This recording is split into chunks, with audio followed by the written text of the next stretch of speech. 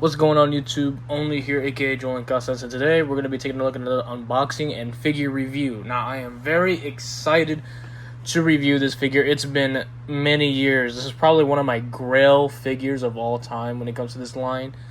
It's by Figuarts and it's from the Dragon Ball Z line. And he finally got a reissue. It's been since 2016, 2018, I think was the last time we saw this figure ever being made.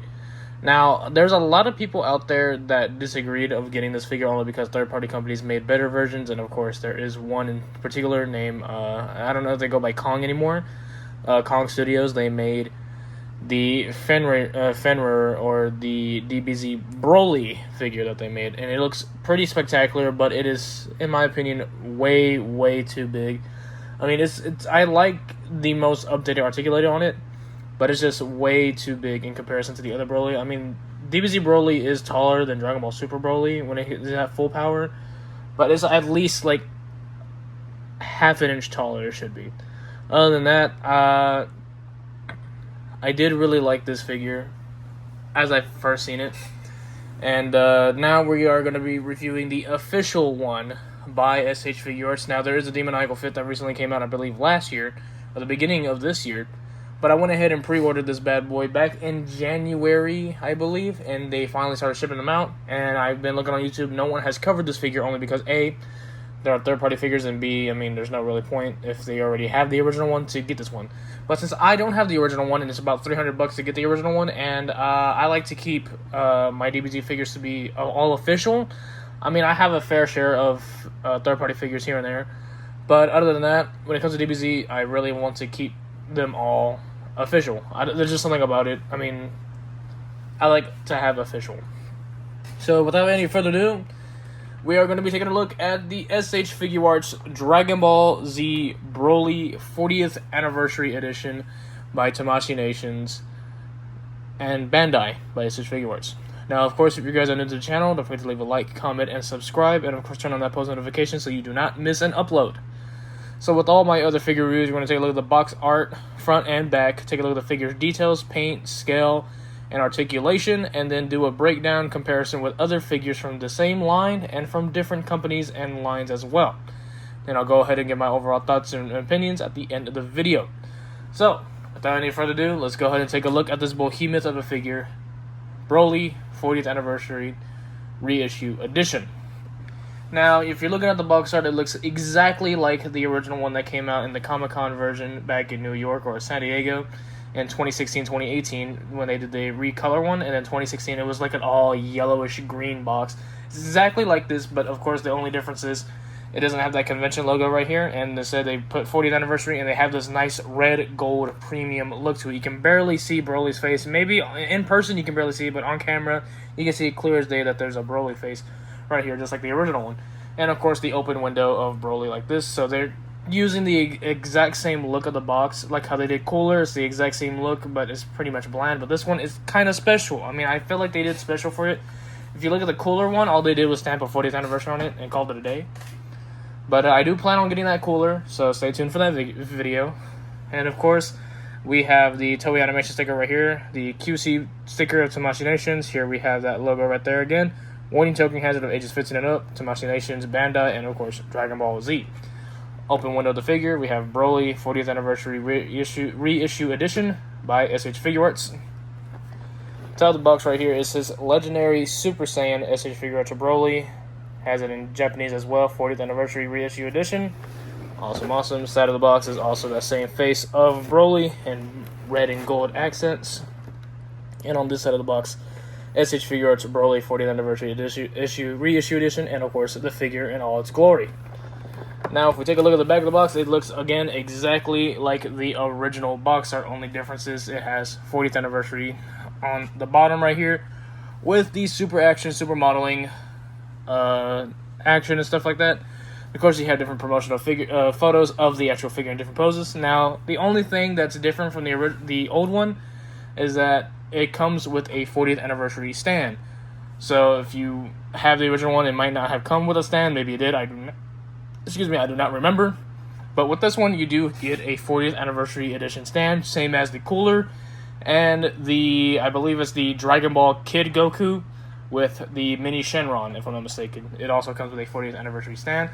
And if you can see right here, it does showcase the original Super Saiyan 1.0 Goku, showing him hold that face, and tells you can get this figure on its own whenever you want. But the thing is, it is showing that because there's an accessory with the original one that it has like Broly's hand holding the Goku's face. This one doesn't come with that. I don't believe so. I don't know if it was an accessory. I know the Demoniacal Fit made it an accessory, but I don't know if the original one even as well has that accessory where it's like a molded hand holding his hairpiece attached to Goku. I don't think that was ever a thing. But if it was, well, this Broly does not have that. So it has the figure, an additional figure stand to hold that Goku up, and all that good stuff. So let's go ahead and crack him open and see what all he includes. Alright, now that we got the figure out of the package and with all the accessories laid out right here, this is what all you're going to be expecting to get. We have, of course, the Broly figure, 3 interchangeable sets of hands, 3 interchangeable pieces of face. Oh my god, 3 interchangeable face plates is what I meant to say. 3 pieces of face is kind of funny. 3 energy effects, which are all the exact same thing, nothing different at all. Just one green ball with spikes on it with a little bit of whitening paint on it. And we have 2 stands instead of 1. So the only thing is, it only comes with 1 clamp. So you only get 1 clamp. So it could have been cool if they added 2 clamps, but I'll show you why it's only 1 clamp.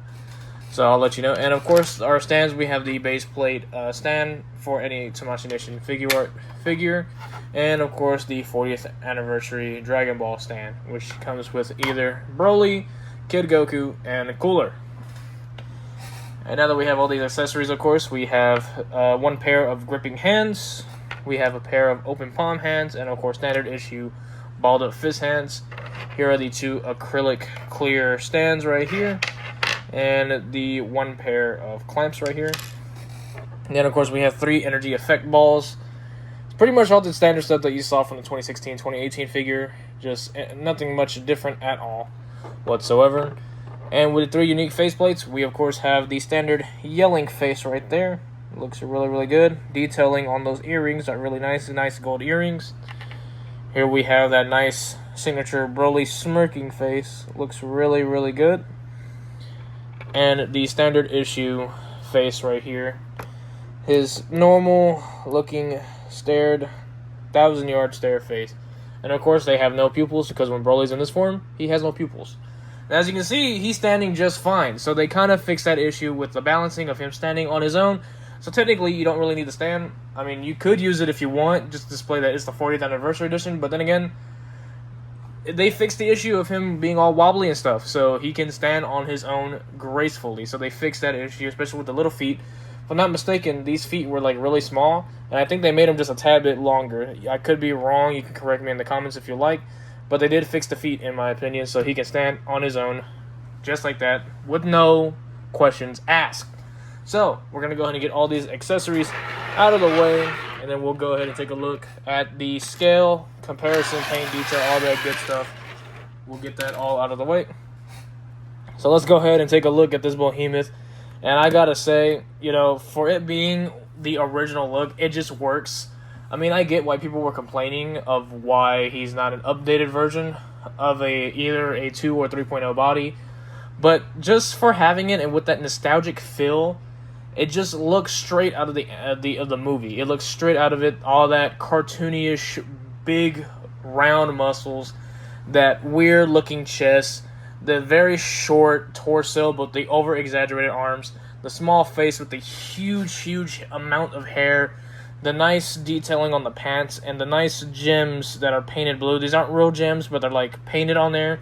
Same with the necklace. It's so nostalgic to the point that you can just overlook it. That could just be me being nostalgic baited for this figure, considering the original release was like $60, but it's reselling for $300. It's insane. The cheapest one I saw was like $250, $240 maybe, for either the original one and the event exclusive one, and there's also a recolor edition as well. So there's like 3 different original Brolys, all 3 different little paints, mostly around the red right here, this, and the hair. Other than that, they're all the exact same figure, just repaints. And now that we have this one, this is the 4th version of the DBZ Broly, which is based on the very original release. And for me being nostalgia baited, guess what? I don't care. I fucking love the figure. I get why people were hating it, only because, especially the neck, if they had just, retooled the neck, I would probably it would make it 1,000 times better. But in my opinion, there's nothing wrong with the figure at all. From looks, of course. I've never held the actual articulation from it, so I could be wrong. My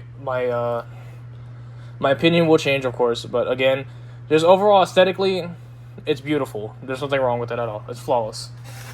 But here we go. Let's go ahead and take a look at the scale on this big boy.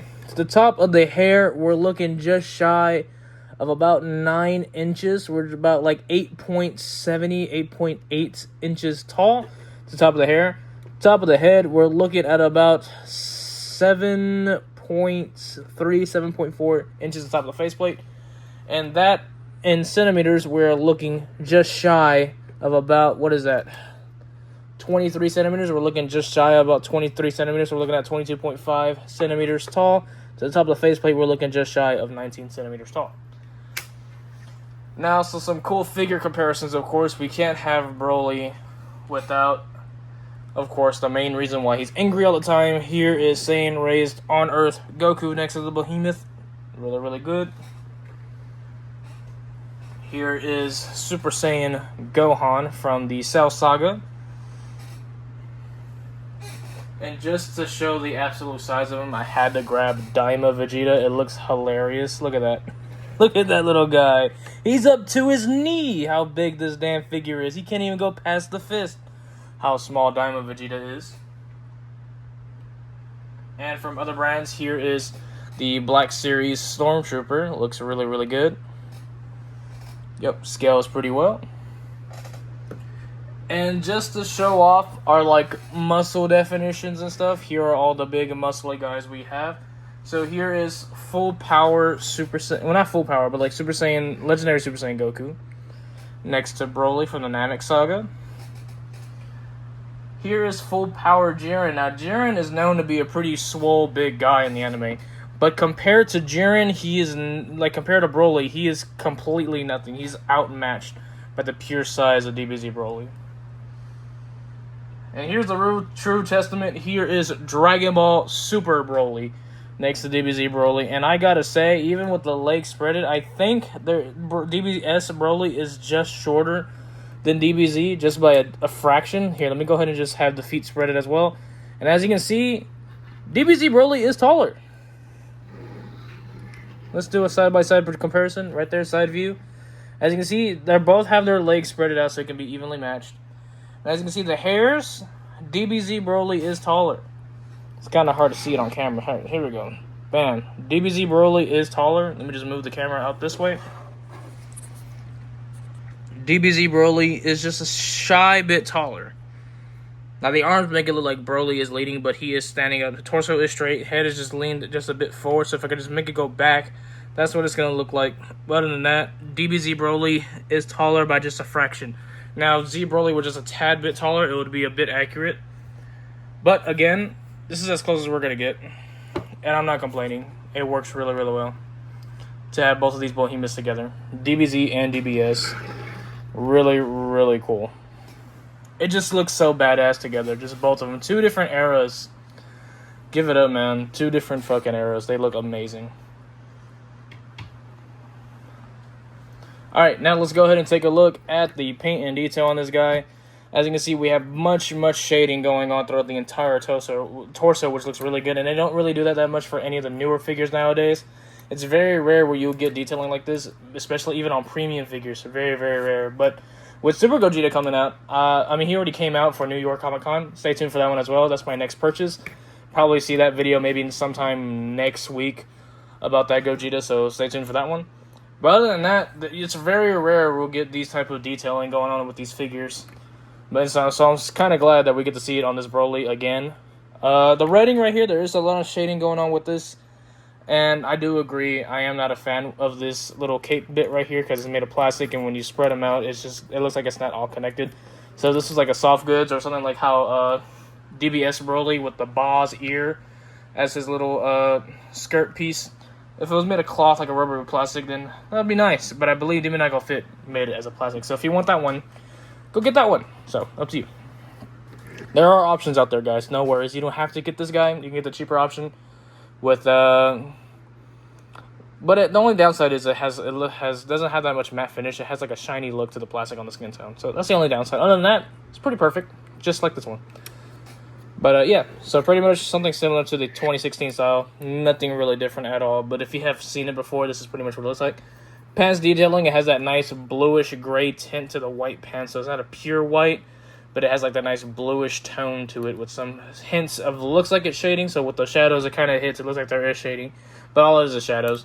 And of course, we have to take a look at the gold jewels. Not gold, but the gold right here looks really, really good. But these blue jewels really, really outshine throughout that. We even have it on the belt. We have it on the necklace right here, which is just one piece that just sticks right there, and it does not move at all.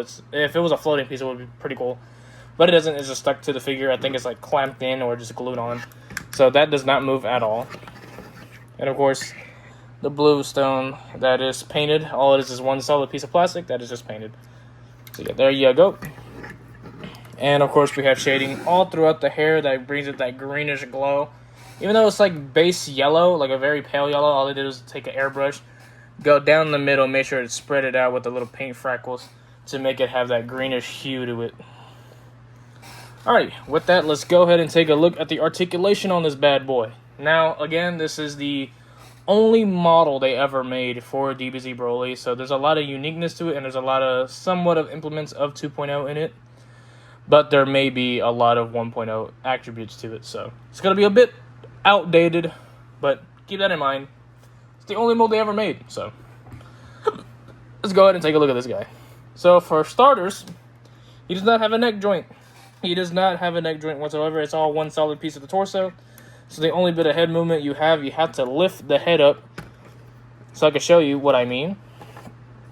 You would have to take the faceplates off. And as you can see, there are two joints right here. There's a hinge here and embedded to the neck. And when you lift up, there is a ball hinge right here. So it's two hinges, a hinge into the neck and a hinge connected to the headpiece. So in order for you to do that, so you can be able to turn the head. But if you have it down, it will not budge whatsoever. So if you want to turn the head, you will have to lift that up and turn it, make it look down, turn it, make it look that. So technically, you do have 2 points of articulation right here, but not what people are used to nowadays, which is just a ball hinge at the neck and at the neck. So there you go. So pretty much in a nutshell, if you want him to look down, he can look down. If he wants to look up, he can slightly look up. But if you lift that up, he can look up a little bit better. He can look down a lot better. And then he can look right at you from left and to right. It's kind of hard to show that off. Again, I am still working on getting a phone mount, so bear with me on that. Sorry for the sudden pause. My phone almost died. But anyway, so taking a look at this guy, of course, he does have nice range of the arms. Look at that. He can go all the way up. Look at that. That's insane. So we have a joint right there. We don't have butterflies, but they can come out to hug pretty much like butterflies. So they're not a butterfly joint per se. It's like a prototype hinge to make it look like a butterfly joint in the shoulders. And of course, we have the infamous bicep swivel, but look how big these damn biceps are. Good God. I mean, compared to DBS BROLY, it's like no competition. Who has the bigger arms is insane.